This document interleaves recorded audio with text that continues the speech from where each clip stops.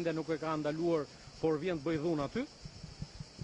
Dhunë një person i cili i dënuar në 20 vjet 15 herë. Si quhet zoti Balla? Anton Frog, e keni aty. Është në kërkim nga policia, është aty, mes atyre. Po si shpjegon kërkim nga policia dhe vi aty në mes? Kush e ka fajin? Tash lutem shumë. Kur dush të bëjmë një interpelancë me ministrin e Brendshëm se ai nuk është i arrestuar ende dhe është aty në protestë duke goditur policinë e shtetit. Ju ndërkohë në fjalën tuaj i krahasohet protestuesit edhe me nazistët që do gjëra shtagun. Të sulmosh parlamentin në demokraci është histori e përsëritur. Ata që u turrën tek selit e partive politike. Dhe unë jam i vetmi këtu që kam dënuar edhe sulmin ndaj selis Partisë Demokratike, se këta ish Partia Demokratike Ndjes Pas sot kishte frikë vinte në parlament nga frika e vezëve. Po ju keni frikë? S'kam fare. Po pse keni gjithë të siguri? Nuk bën ndonjë pyetje. Identifikoni ju protestuesit me të cilët do dialogoni dhe për cilët folët pak më herët dhe folët deri në përdorje. Se më bëri një pyetje kam një respekt për të djalin me kravat. Ju thatë ata kanë frikë, ne nuk kemi. Pse është gjithë kjo siguri kur s'keni frikë dhe pse refuzoni ose nguroni të dilni lirshëm? Para, tashim je sa vjeç je? Po s'ka rëndësi mosha 31. 31 vjeç. Tani unë nuk kam frikë, jo nga këta, po nga askush. Vetëm nga Zoti kam frikë. Por gjëja që po them është, më bëri pyetje, i krahasova me kur nazizmi zuri vend, filloi me djegjen e Reichstagut dhe me sulmimin e selive të partive politike. Dhe lutem, do mbaroj. Dhe gjëja që po thoja është, e kam dënuar dhe dënoj. Sot sulmohet parlamenti, dikur e ka sulmuar Lulzim Basha, dikur e ka sulmuar Sali Berisha parlamentin. Kjo nuk është një skenar i ri, kjo është një skenar i përsëritur. Urdhëruesit, porositësit dhe inskenuesit e kësaj janë dihen. Ne kemi prej ditës parë që u themi këtu ka persona të paguar. Ti di media publiku, të paktën ata qytetarë të ndershëm që dalin. Dritan Goxhaj është person i cili paguhet nga Irani. Keni prova? Kemi prova dhe sigurisht që fakt publik më të pakundërshtueshëm se ky person i cili publikisht sulmon Shtetet e Bashkuara të Amerikës për hesap të Republikës Islamike të Iranit, kjo është një provë e cila duhet administruar urgjencisht. Një gjë e tillë, të dalish dhe të thuash në mes të studios televizive që këtu duhen vrarë udhëheqësit politik me plumb ballit, në asnjë vend mua më vjen shumë keq që prokuroria në këtë vend me iniciativën e vet nuk vepron që këta persona në asnjë vend tjetër nuk do të kishte ndodhur që ky person të livadhiste dhe të sulmonte policinë e shtetit. Po ky është debat tjetër. Muhamet Balla, një sekondë. Muhamet Veliu. Zoti Balla, në cilësinë e kryetarit të grupit, çfarë informacione keni për incidentin mes deputetëve Kapdeli dhe Manja parë se fillonte seanca, kur ata po qëndronin në një kafe këtu afër? Muhamet, se je gazetar i vjetër. Nuk ka një incident mes dakor.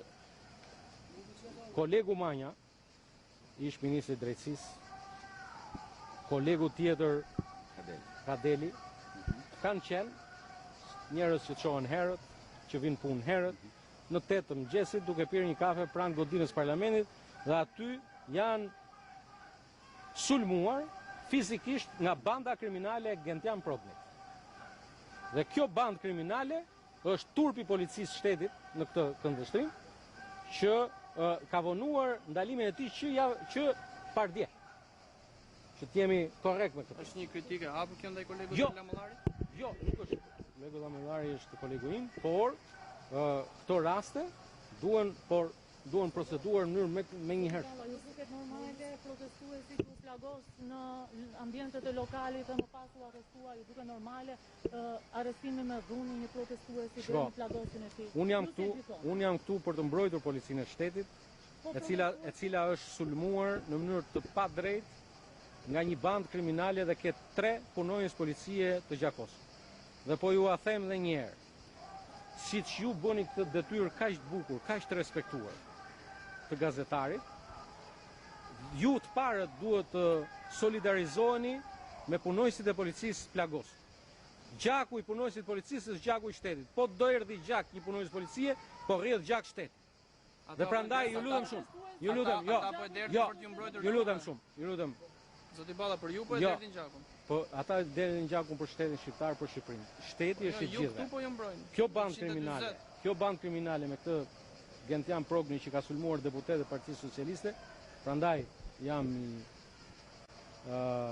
shumë i indignuar, ajo është goditje dhe sulm për shkak të detyrës. Zoti Balla, ka një kontradikt në fjalën Ju tuaj. keni nga qytetarët, po mbroni gjakun e policisë dhe jo të qytetarëve të Nga një për shtëpi. Bolla, është bëri mundur evakuimi të deputetëve të Partisë Socialiste, dekretari i Kuvendit Zotin Topeleshi pa në minutin e tij pak më parë, të goditej dhe të mbrojtshëm.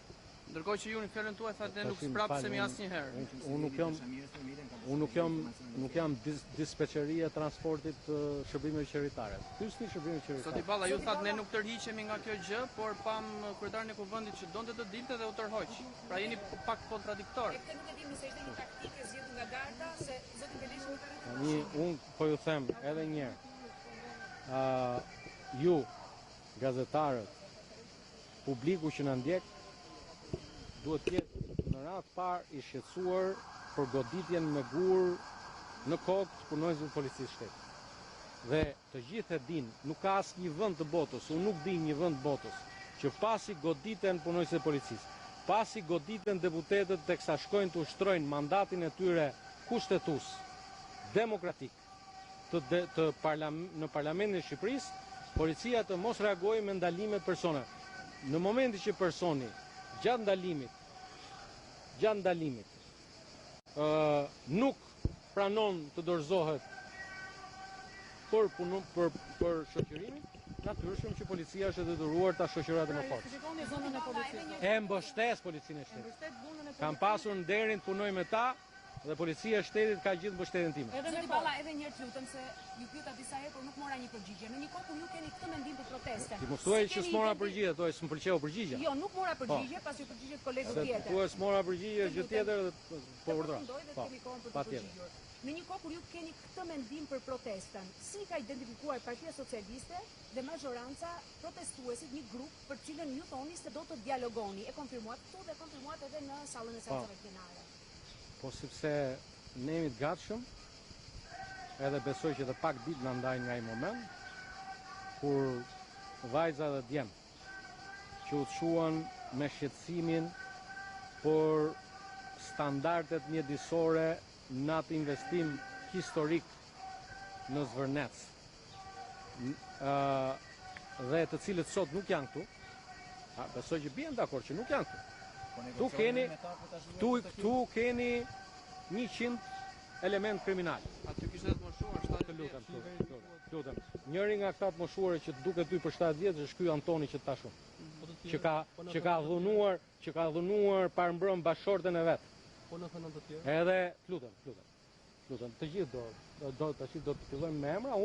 Unë detyrën time që më ngarkon ligji që një qytetar në momentin që njihet me një vepër penale, mos kallëzimi e asaj vepër penale është po vepër penale. Dhe unë të paktën e ndjej për detyrim ndaj kësaj godine ku jam antar, ndaj atij flamuri kuqezi, që t'i shërbej deri në fund Shqipërisë.